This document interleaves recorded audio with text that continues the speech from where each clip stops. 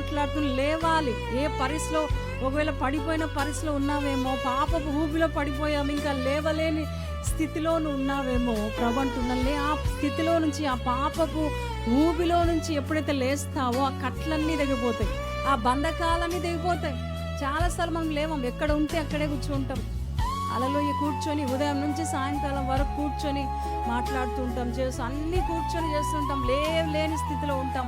అయితే ప్రభు అంటున్నాడు, నువ్వు లేస్తే నీ స్థితి మార్చబడుతుంది. హల్లెలూయా. ఈరోజు ప్రభు మాట్లాడుతూ నువ్వు లేస్తే ఏం చేస్తావు తెలుసా? నీ స్థితిగతులన్నిటినీ ప్రభు మారుస్తాడు.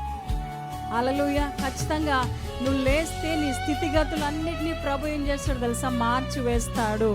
హల్లెలూయా. నిజంగా ప్రియదేని బిడ్డ, ఎప్పుడైతే లేస్తామో మన పరిస్థితులు మారుతాయి, మనకున్న ఇబ్బందులన్నీ తొలగిపోతాయి, మనకున్న ఆ కాడి మానులు విరగొట్టబడతాయి, మనకున్న ఆ భయంకరమైన సమస్యల నుంచి ప్రభు ఏం చేస్తాడో విడిపిస్తాడు.